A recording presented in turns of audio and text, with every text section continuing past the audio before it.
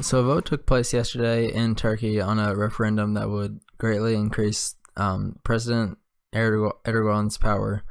So the voters had a chance to vote yes or no on these new set of rules, and Erdogan has claimed victory in this vote that would give him these new powers.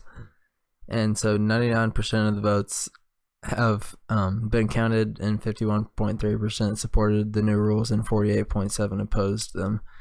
And so here's this New York Times article that was that they were talking about. So they said the result will take days to confirm, and the main opposition party said that it would demand a recount of about 37% of ballot boxes containing about 2.5 million votes.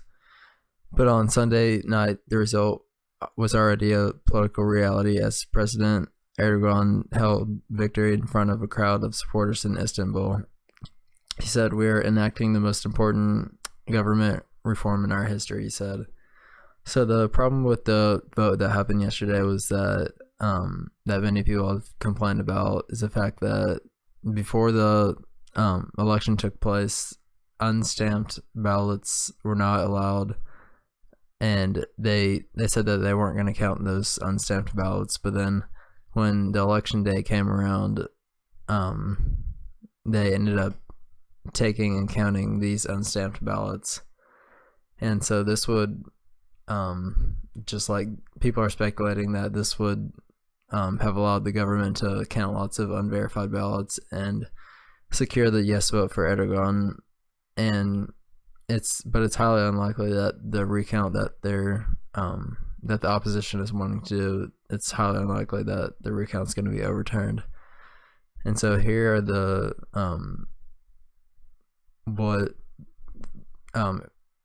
the new powers that Erdogan's going to have as president. So before this vote happened in Turkey, it was a parliamentary system, and the president held symbolic powers, and the prime minister and government were the active executor. The president was not aligned with any political party and could not be a party leader. They 4 out of the 22 Supreme Court members appointed by the president, and the rest were elected by judges and prosecutors, and the cabinet had the authority to publish decrees.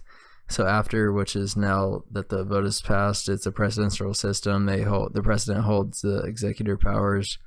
They can be a member of a political party. They appoint 5 out of the 13 Supreme Court members, and the rest are elected by the parliament, and the president has the authority to publish decrees.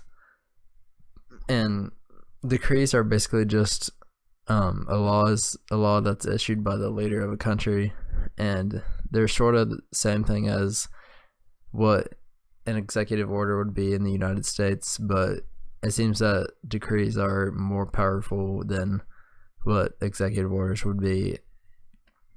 And so in this way, Turkey's losing their democracy that they used to have, and they're becoming more of a dictatorship.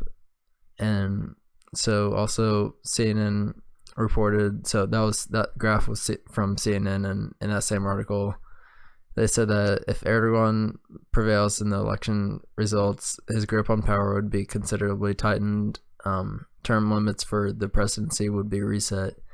If he wins elections in 2019 and 2024, he could be in power until 2029. So President Erdogan of Turkey, he's a radical right-wing leader and is disliked by about half of his own country in Turkey, as well as a lot of other countries.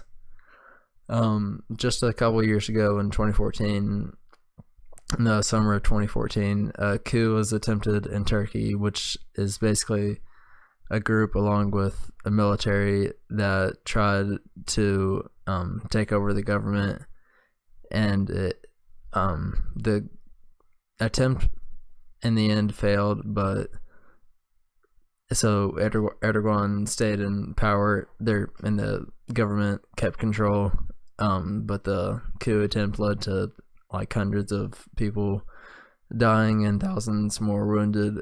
And so that's one of the reasons why a lot of people don't like him. And he's also taken a lot of social policy actions that people have been greatly opposed to. And just in March of 2014, he tried to ban Twitter after damaging allegations of corruption within his inner circle in the government that got revealed through Twitter. And about 2 weeks later, an Istanbul judge ruled that this ban was illegal, and the ban was later lifted by the Turkish Constitutional Court. But now that Erdogan has all this new power to himself, he's weakened the court system, and so judges might not be able to prevent cases like what happened in 2014 in the future if he gets these new powers. And so there's been a lot of reports of corruption in Erdogan's government, and he doesn't want people to expose the corruption. And then so here's a part of an article from CNN. They were saying the arrest of 47,155 government critics, academics, journalists, military officials, and civil servants have drawn widespread international condemnation and strained Turkey's relations with the European Union. And so Erdogan's just been punishing anyone that doesn't want to obey him and the Turkish government, and he definitely doesn't want anyone to reveal what's really going on with the corruption inside his government. And then so another thing he did was just a few months ago in Turkey, they had a major cultural shift when they lifted the ban on headscarves on women. So women previously were not allowed to wear hijabs, but now they're allowed to. I don't agree that with banning hijabs, just because it's their religion. They should be allowed to do what they want to do. But this move definitely showed that Erdogan wants to push Turkey in a more religious direction. Critics argue that they don't want Turkey to become more religious, and they fear that Erdogan wants to take more drastic measures to push Turkey in a more religious direction. They want it to be a more secular country like it used to be. And also, there's some other reasons why why a lot of people don't like Erdogan, and so these are just some outrageous statements that haven't really necessarily led to policy changes. But here are some of the quotes that he said. So he's campaigned for population growth and is greatly against birth control and abortion. So he said, 1 or 2 children is not enough to make our nation stronger. We need a more dynamic and younger population. In this country, opponents have been engaged in the treason of birth control for years and sought to dry up our generation. He said, you cannot put women and men on equal footing. It is against nature. They were created differently. This nature is different. Our religion, Islam, has defined a position for women, motherhood. Some people can understand this, while others can't. You cannot explain this to feminists because they don't accept the concept of motherhood. So statements like this have showed that Erdogan showed his position on women's rights. He doesn't think that women are equal to men. He thinks that they should just be confined to motherhood, and he highly discourages them from pursuing any sort of alternative career other than motherhood. And so here are some statistics from turkstat.gov that compare men and women in different categories within Turkey. So while the proportion of high school and equivalent graduates in 25 and older age groups is 19.1, the proportion is 23.2 for males and 15% for females, and the proportion of total higher education graduates is 13.9%. The proportion is 16.2% for males and 11.7% for females. And so Obviously, females are not as educated as males, which is probably the reason for that is probably just they are discouraged from just pursuing a higher education. They are encouraged to just stay at home and be a mother and not really pursue anything else. And also the employment rate of the population aged 15 and older was 45.5%, and this rate was 64.8% for males and 26.7% for females in 2014.